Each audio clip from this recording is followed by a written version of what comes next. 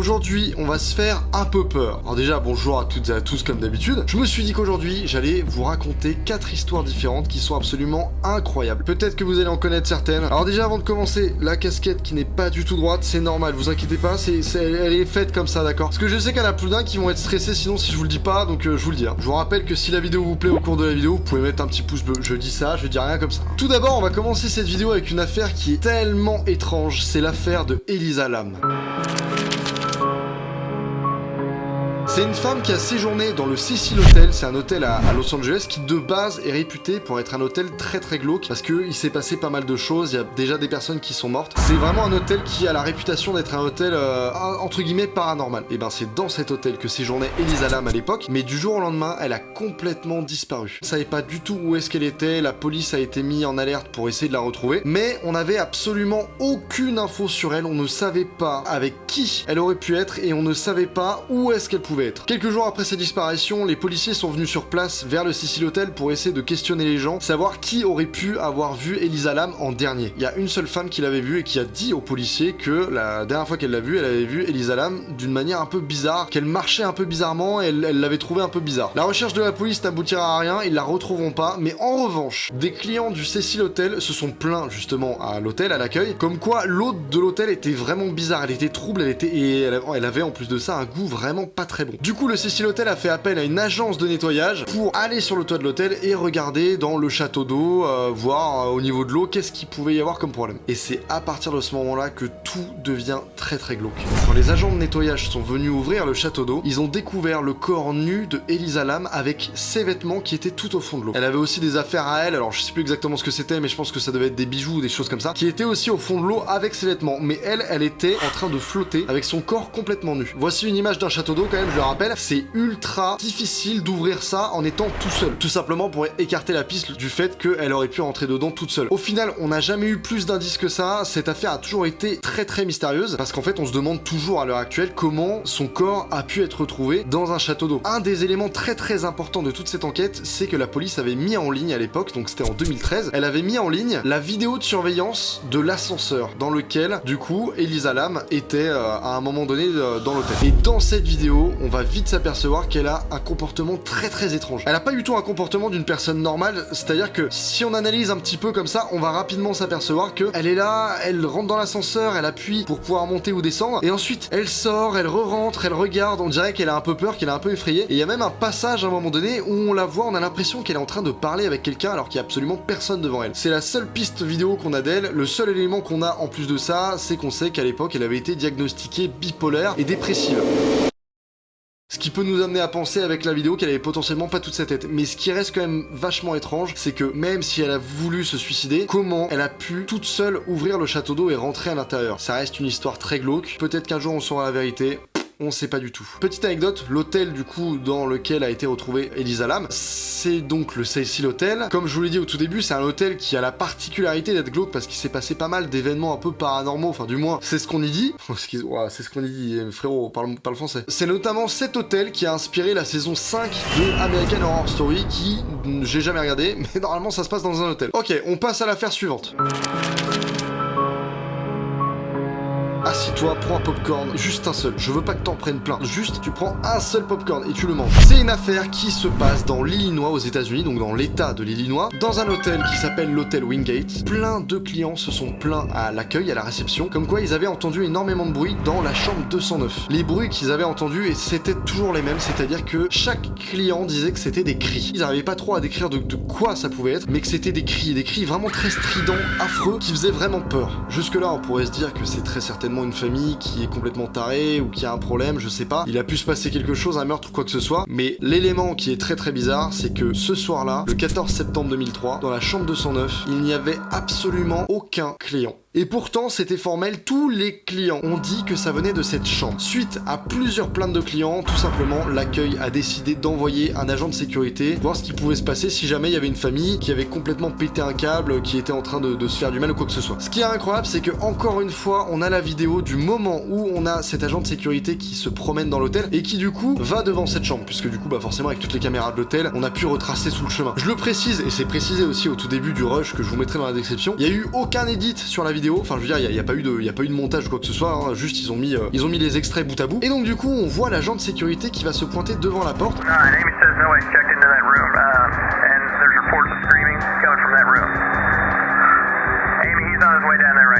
Pendant qu'il est encore dans le couloir, on entend encore les cris.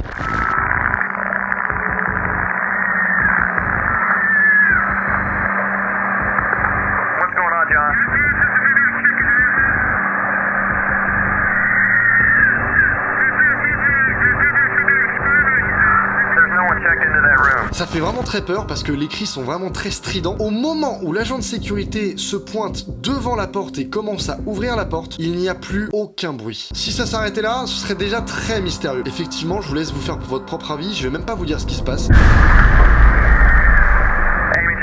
John's gonna enter the room real quick just to check, make sure, see what's going on.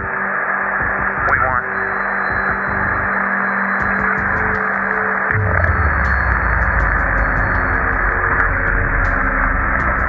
John?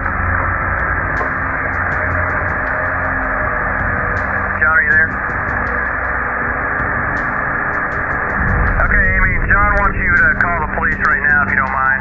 Dès que l'agent de sécurité rentre dans la chambre, et ben on a l'impression de voir une espèce de lueur qui sort de cette chambre et qui se dirige dans le couloir. Comme si il y avait quelqu'un, il y avait une entité.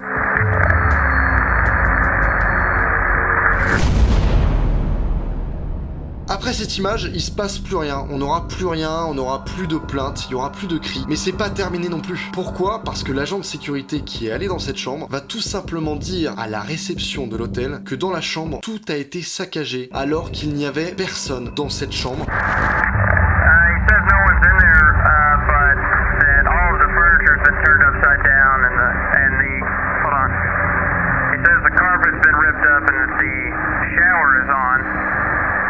Nobody's in there. Man, that's scary. I'm officially freaked out now. Comme pour la toute première affaire, on n'aura pas du tout d'indices en plus. C'était en 2003, depuis ce jour-là, on n'a pas eu de nouveauté, il s'est rien passé d'autre. On passe à l'affaire suivante. C'est une affaire qui est très connue, c'est l'affaire d'Amityville. Peut-être que vous la connaissez, peut-être que vous ne la connaissez pas, mais les personnes qui vont arriver dans cette histoire, vous les connaissez très certainement. Amityville, c'est une petite ville aux États-Unis. Cette histoire, c'est très simple. Le 13 novembre 1974 à 3h du matin, dans la ville d'Amityville, Ronald DeFeo Jr., qui du coup est le fils de Ronald DeFeo, il a assassiné toute sa famille, c'est-à-dire sa mère, son père, ses 2 frères et ses 2 sœurs, ce qui fait un total de 6 personnes. Il a assassiné toute sa famille juste après avoir regardé un film. Le film s'appelle Castle Keep. Et apparemment, c'était un film qui était assez bourrin, donc peut-être que ça aurait pu avoir des effets sur lui. On sait pas exactement quelle arme il a pu utiliser, parce qu'apparemment il en aurait utilisé plusieurs, mais il a utilisé du moins un fusil de chasse dans tous les cas. Ronald DeFeo Jr. était réputé déjà pour avoir un comportement assez bizarre auprès des voisins, auprès du voisinage. On a apparemment dit qu'il était un petit peu instable et qu'il avait un peu un comportement bizarre. Après avoir assassiné sa famille à 3h du matin, il est parti dans un bar dans la journée et il a raconté à des gens qui étaient dans ce bar que sa famille avait été tuée. Il a pas dit que c'était lui qui avait tué toute sa famille, mais que sa famille avait été tuée. La police, une fois sur les lieux, à 18h, interrogea du coup Ronald DeFeo Jr. qui est la seule personne rescapée. Il était du coup le suspect numéro 1 parce que toute la famille avait été tuée sauf lui. La police l'a donc interrogé et il s'est défendu en disant à la police qu'à 4h du matin, il était parti travailler et qu'il n'avait pas du tout vu que sa famille avait été tuée mais qu'il venait de le découvrir en même temps que la police, c'est-à-dire à 18h. Pour l'anecdote, plus tard dans l'enquête, Ronald DeFeo Jr. en fait aura dit au moins 28 histoires différentes à la police. Plusieurs heures après avoir raconté plein d'histoires différentes, il avouera ses crimes au final et il expliquera exactement comment il a pu tuer toute sa famille. On sait pas vraiment si la façon dont il l'avouait est la vraie façon ou pas, mais l'histoire ne s'arrête pas là. Parce que oui, une fois que toute la famille a été assassinée par le Ronald DeFeo, qui lui a eu, je crois, 125 ans d'emprisonnement, la maison des DeFeo du coup est partie en vente. C'est en 1975 qu'une famille rachète cette maison. Cette famille, elle s'appelle les Lutz, et vous allez voir que cette famille, elle est très intéressante. Effectivement, du coup, elle achète la maison à un prix bas, puisque bah c'était une maison qui déjà était un peu bizarre, il y avait quelques petites rumeurs sur cette maison. Seulement 28 jours après avoir emménagé dans la maison, ils décident de déménager. Les Lutz affirment avoir été victimes d'événements paranormaux dans cette maison. Ils disent avoir vu énormément de choses bizarres. Suite à cette expérience, un écrivain nommé Jay Hanson décide de rencontrer les Lutz pour avoir leur avis et écrire un livre autour de leur expérience. Au final, ce livre, il a été créé, il est sorti et c'est un livre qui est très très populaire. En français, ça s'appelle La Maison du Diable. C'est un livre qui a vraiment été très très populaire dans les années 1977, le jour de sa sortie. Et suite à la médiatisation de ce livre, toute l'histoire des Lutz a vraiment été mise en avant et donc du coup a vraiment été suspecté de savoir si c'était des conneries ou si c'était vraiment la vérité. À ce moment-là, ils font plein d'interviews, ils sont vraiment appelés sur plein de plateaux TV pour faire des interviews, parler de leur livre, parler de leur expérience qu'ils ont eu dans cette maison. Suite à tous ces événements, deux personnes très très connues à l'époque et qui le sont toujours actuellement sont appelées pour analyser les lieux et venir mener leur enquête dans cette maison qu'on appelle la Maison du Diable. Ces deux personnes, c'est Ed et Lorraine Warren. Peut-être que certains d'entre vous connaissent, qui ont été deux démonologues à l'époque, très très réputés et qui, à l'époque, quand ils faisaient leur travail, étaient des personnes vraiment très respectées. Quand Ed et Lorraine Warren sont appelés pour venir dans ces lieux, ils viennent avec deux collègues à eux. Ils sont un total de 4 et Ed et Lorraine vont rapporter que sur leurs deux collègues, l'un est tombé dans les vapes et l'autre ne se sentait pas du tout bien. Pendant leur enquête, forcément, les Warren ont pris beaucoup